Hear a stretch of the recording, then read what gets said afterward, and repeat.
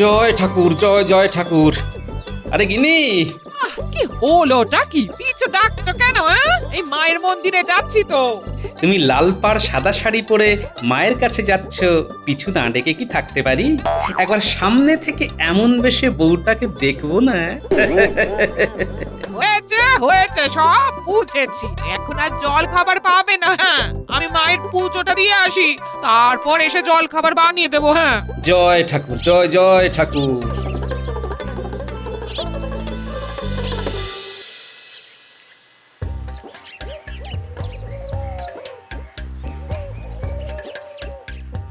Brother brother, look, Gopal ভাঁড়ের বউ আসিতেছে। Wow, such beautiful woman! কি সুন্দর কালো রঙের কুচকুচে হেয়ার, দেখলেই মন ভরিয়া যায়। ইয়েস, গোপাল ভাঁড়ের বউয়ের মাথায় মনে হইতেছে এই রাজ্যের বাকি স্ত্রী লোকদের থেকে অনেক বেশি লম্বা কেশ। যা করিতে চাইছো তা অনায়াসেই করিতে পারিবে। Let's go. আমাদের একবার উনাকে বাজাইয়া দেখিতে হইবে। ইয়েস। ওকে, তারপর সরাসরি প্রস্তাব। Hey, wait wait wait wait, Gopal আসিতেছে। একটু একটু একটু একটু দাঁড়াইয়া যাও। Hold hold. কি গো, তুমি চলে এলে যে? হ্যাঁ, আর কতক্ষণ অপেক্ষা করবো বলো তো? তোমার তো পাত্তাই নেই। আর তা ঠাকুরকে কি বললে গিন্নি? এই বললাম আমার স্বামীকে বাড়ির পেছনে একটা নতুন ইদারা তৈরি করার জন্য বেশ কিছু থলি মোহর পাঠিয়ে দাও। তা যা বলেছো, হাতে মোহর এলেই নতুন ইদারাটা বানিয়ে ফেলবো, বুঝলে? আমাকে মেরে ফেললো গো। সহ্য করবো না। মেয়ে মানুষের এদিকে মাথায় তো একটাও চুল নেই, কি করে তোর বিয়ে দেবো বলতো? তোকে তোকে আর এই গ্রামে থাকতে হবে না। এ কি অনাচার! মাথার চুল নেই বলে মেয়েটাকে গ্রাম থেকে বার করে দিচ্ছে। হ্যাঁ? ব্রাদার, মেয়েটার মাথায় চুল নাই। ইহারা তার জন্য বার করিয়া দিচ্ছে। কি ক্রুয়েল! এসব কি অসভ্যতা আমি আপনাদের? ওকে বার করে দিচ্ছেন কেন? ওর মাথায় চুল নেই, তাই পাত্রপক্ষের ওকে পছন্দ হচ্ছে না। তাই প্রথমে ওকে বাড়ি থেকে বের করেছি, এবার এবার গ্রাম থেকে বের করব। বছর বছর কেটে যাচ্ছে, বিয়েও হচ্ছে না, তাই আর ঘরে রাখবো না। আমার কঠিন অসুখে সব চুল উঠে গেছে গোপাল দাদা, আমাকে আমাকে আপনি বাঁচান। আমার বাবা নেই বলে এই পাড়ার তুতো জেঠু কাকা মিলে আমাকে গ্রাম ছাড়া করছে। কেউ আজ তোকে বাঁচাবে না। তোকে আজ বার করেই ছাড়বো। কি এত বড় সাহস! দেখি দেখি, মুরত থাকলে আমার সামনে দিয়ে বের করো তো দেখি। হ্যাঁ? এমনি আমি একটা লাঠি এনে দিচ্ছি, তুমি লাঠি পেটা করো এদের। হ্যাঁ।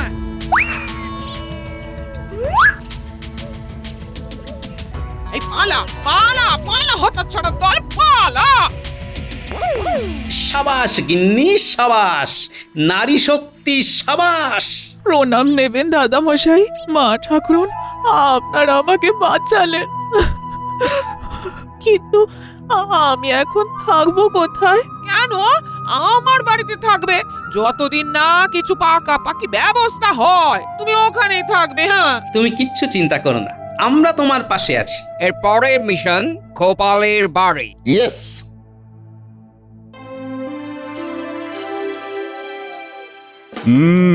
তাহলে এই প্রস্তাবটা অতি উত্তম, বলো? নবাবের দেওয়া প্রস্তাব অতি খাসা। নিজে নিজের স্ত্রীকে নিয়ে রূপচর্চায় বসা। আমার স্ত্রীকে বাবা বেশি ঘষা মাজা করতে হয় না, ও এমনিতেই সুন্দরী, একেবারে প্রাকৃতিক সৌন্দর্য।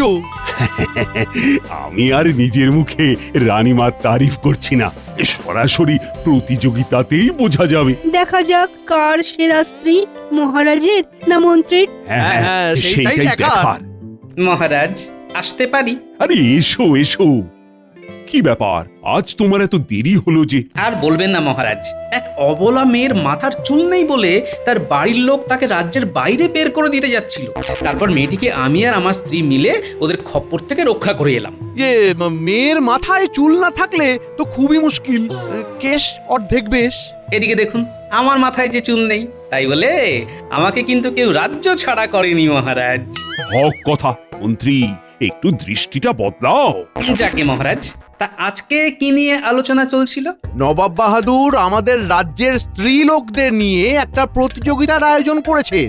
আমাদের রাজ্যে যে স্ত্রী বা মহিলা ওনার আর বেগমের চোখে সব থেকে সুন্দরী বলে বিবেচিত হবেন, তিনি সেরা সুন্দরীর তকমা পাবেন।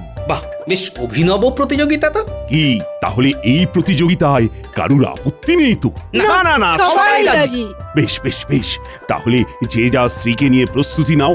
নবাব বাহাদুর হয়তো 10-12 দিন পরেই এই প্রতিযোগিতার আয়োজন করবেন।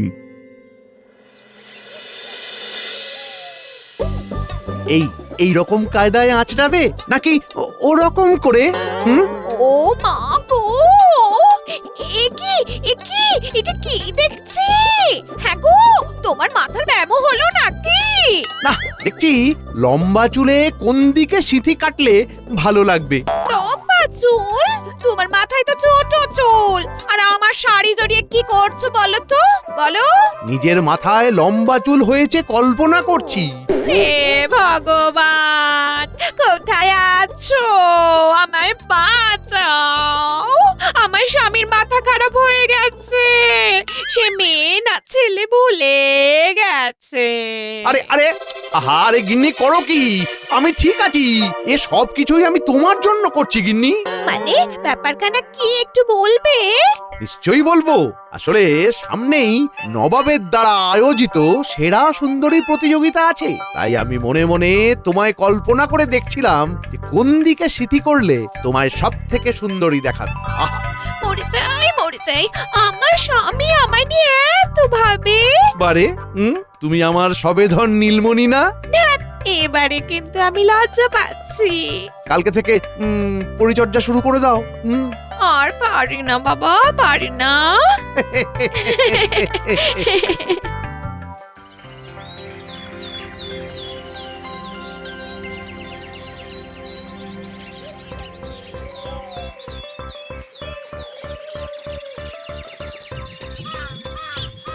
দেখুন, আমরাও একদম সত্যি বলিতেছি, আমাদের কথায় এক ফোঁটাও মিথ্যা নাই। ভালো করিয়া ভাবুন, আপনার এই একটা কাজে দেশের ও দশের খুবই উপকার হইবে। ইয়েস, ইয়া, আপনারা আমার ঠকাচ্ছেন না তো? আপনাদের মতো সাদা মুখোদের আমার একটুও বিশ্বাস হয় না। হ্যাঁ, আপনি সর্বদা আমাদের ডেরাতে গিয়ে নজর রাখিতে পারিবেন। ইয়েস, তখনই দেখিতে পারিবেন এবং বুঝিতে পারিবেন আপনি কতখানি একটা মহৎ কাজ করিয়াছেন। আশা করি আমরাও পরীক্ষায় সফল হইব।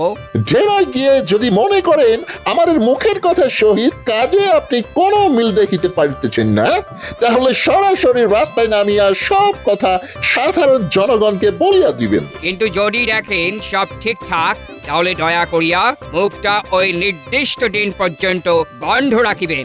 কালকে বেলায় তাহলে মেয়েটাকে সঙ্গে লইয়া আপনি আমাদের ডেরায় চলিয়া আসুন, আর এই নিন আপনার মোহর।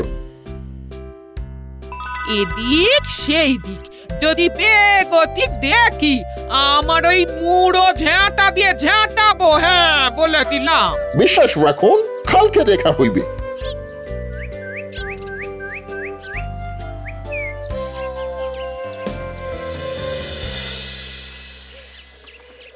কিরে, তোদের কি ব্যাপার? বাড়ির বাইরে খেলছিস কেন? হ্যাঁ, দিদা কি বাড়িতে ঢুকতে দেয়নি নাকি? না, তোমাদের বাড়িতে দুখানা সাহেব এসেছিল, দেখলাম দিদা ব্যস্ত আছে, কথা বলছে, তাই আমরা ঢুকতে পারিনি। কি বলছিস? আমার বাড়িতে সাহেব এসেছিল? হ্যাঁ দাদু।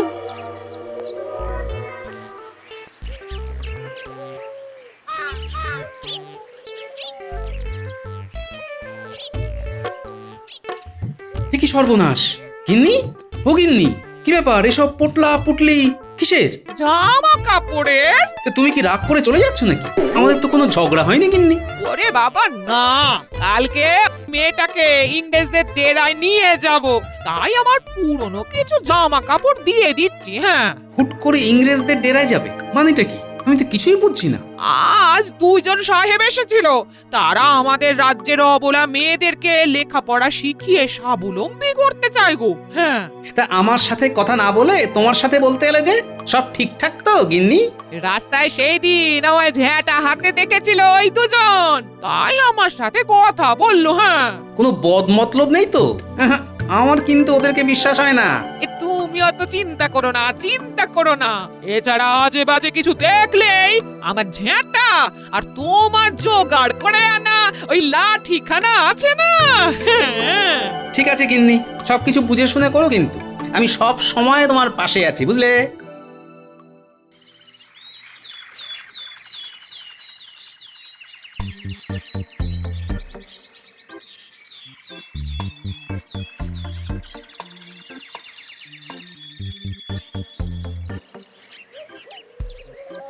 সুপ্রভাত, সুপ্রভাত। আসুন, আসুন। দয়া করিয়া নিঃসংকোচে আসুন। আপনি মেয়েটিকে আমাদের সিস্টারের হাতে ছাড়িয়া দিন। আর আপনি দয়া করিয়া তাঁবুর ভিতরে চলিয়া যান। একটা ভালো কাজের কথা ভেবে আমি কিন্তু এই কাজটা করেছি, হ্যাঁ। এবারে যদি দেখি কিছু 19-20 হয়েছে, তাহলে আমার প্রিয় জিনিসটা গেলেও একটু মাস পরে সেটা ফিরে পাবো, কিন্তু তোমরা নিজের দেশে আর ফেরত পাবে না। উহা একা নয়, আরো কিছু জন আছে। তাই নিজের চোখে এসে সব দেখিয়া লইবেন। আমরাও বলিতেছি, কোনো চিন্তা নাই, ডোন্ট ওয়ারি।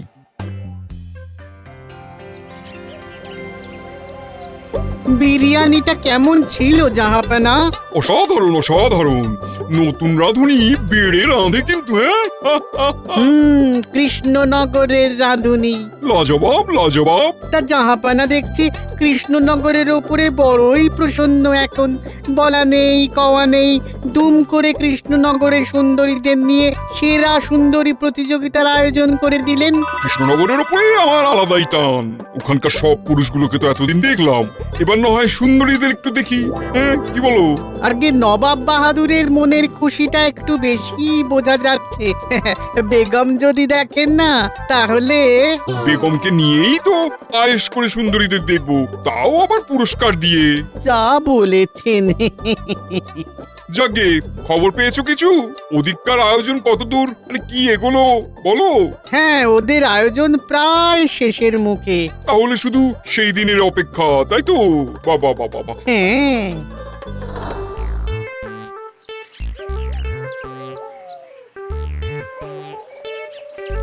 কি গো পুটির বাবা, বাড়ি আছে নাকি? আরে গোপাল দাদা যে, এসো এসো এসো। সব ঠিক আছে তো?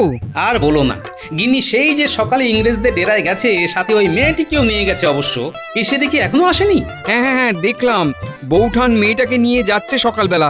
আচ্ছা গোপাল দাদা, তুমি কি শুনেছো ইংরেজরা এই গ্রাম থেকে বেশ কিছু মেয়েকে তাদের ডেরায় নিয়ে গেছে? তাই আরো কিছু মেয়েকেও নিয়ে গেছে। অবশ্য গিন্নি বলছিল বটে, ইংরেজরা নাকি কিছু মেয়েকে পড়াশোনা শিখিয়ে স্বাবলম্বী করতে চাইছে, সেই জন্য গিন্নিও ওই মেয়েটাকে নিয়ে ইংরেজদের ডেরায় গেছে। দেখি আর একটু অপেক্ষা করি, তারপর না হয়। তুমি কিছু চিন্তা করো না, বৌঠান বিচক্ষণ মানুষ, সব বুঝেই কাজ করবে।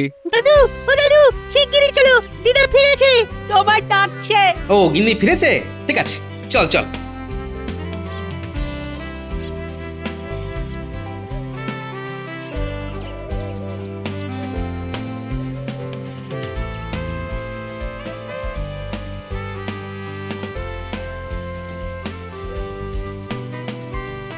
গিন্নি, ও গিন্নি, কোথায় গেলে গো?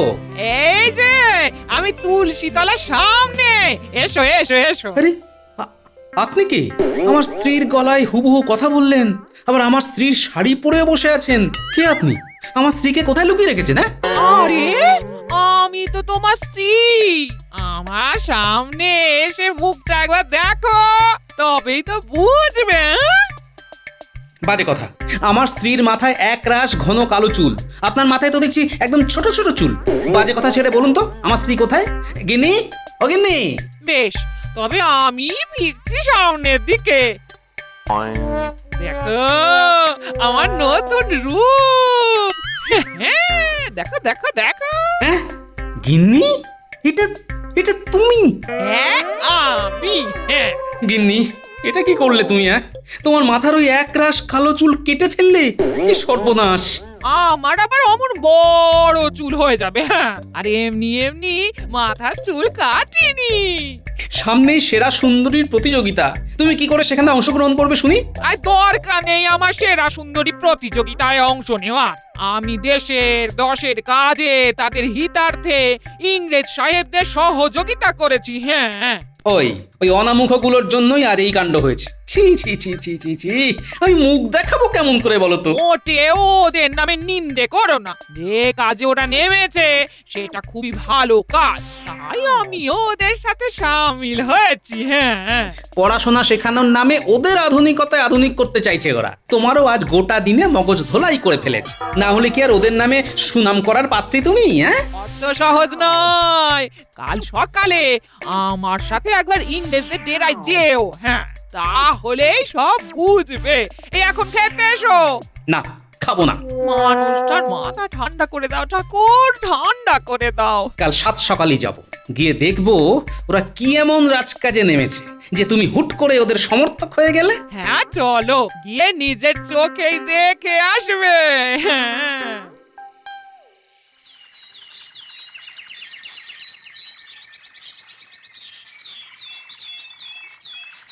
সুপ্রভাত, আমাদের ডেরায় স্বাগত মিস্টার গোপাল ভাঁড়। কালকে গোটা দিনে মেয়েদের কি লেখাপড়া শিখিয়েছেন একটু শুনি। আমরা কদিন পর থেকে ওদের পড়াশোনা শিখাইবো। জানতাম আপনাদের নিশ্চয়ই কোনো স্বার্থ আছে, তাই পড়াশোনা শেখানোর নামে ওদেরকে ডেকে এনেও এখনো কিছুই শুরু করেননি। আপনার স্ত্রী জানেন আমরা উহাদের নিয়ে প্রথমে কি করিব? হ্যাঁ, সে আর বলতে। ওনার মাথার চুল তো নিয়েইছেন, তার সাথে মগজ ধোলাইটাও করেছেন। আমরা ওনার কেশ কাটিয়াছি বটে, কিন্তু ইহার পশ্চাতে একটা পারপোজ আছে। উনি কেস দিয়া ভীষণ উপকার করিয়াছেন। You have no idea mister Gopal Bhar. কি উপকার করেছেন একটু দেখান দেখি, আর তার সাথে কোন কোন মেয়েদের এনেছেন সেটাও দেখাবেন। আসুন আসুন। হুমা, এরা কারা? আর এখানে বেশ কয়েকটা পরচুলা রয়েছে দেখছি। কি হবে এগুলো দিয়ে? এই পরচুলাগুলো সব আমার মতন কয়েকজনের এই লম্বা চুল কেটে বানানো হয়েছে গো। হ্যাঁ, এই দুই সাহেব বানিয়েছেন। মানে? আমরা হইলাম দুজন বৈজ্ঞানিক সায়েন্টিস্ট। বহুদিন থেকেই আমরা চেয়েছিলাম এই দেশেও কোনো ঘন কেশযুক্ত নারীর মাথা থেকে কেশ কাটিয়া পরচুলা তৈরি করিতে।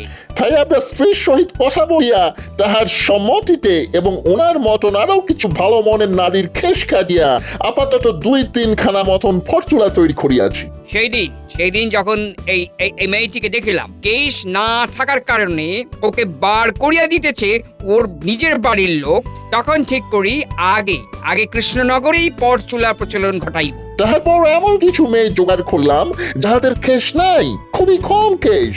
আমরা ইহাদের মাথায় পরচুলা লাগাইয়া উহাদের রূপ ফিরাইয়া আনিব। ইয়েস গিন্নি, তুমি চুল কাটিয়ে মহৎ কাজ করেছো। তোমায় ভুল বুঝেছি বলে ক্ষমা করে দিও গিন্নি। ওনারা যে এমন কাজে ব্রতী হয়েছেন এই অনেক বড় কথা। হ্যাঁ, সাহেবরা, আমার কটু কথার জন্য দয়া করে ক্ষমা করবেন। আপনাদের এই পরচুলা ব্যবহার করেই আমি এই তাঁবুতে থাকা দুজন মেয়েকে কৃষ্ণনগরের সেরা সুন্দরী প্রতিযোগিতায় নামাবো। এই তুমি সত্যি বলছো? তোমরা এত কিছু করলে ওদের জন্য, আর আমি কি কিছুই করব না? এমন হয় গিন্নি? তোমরা দুজনেই ভীষণ ভীষণ ভালো মানুষ। Yes, very good person.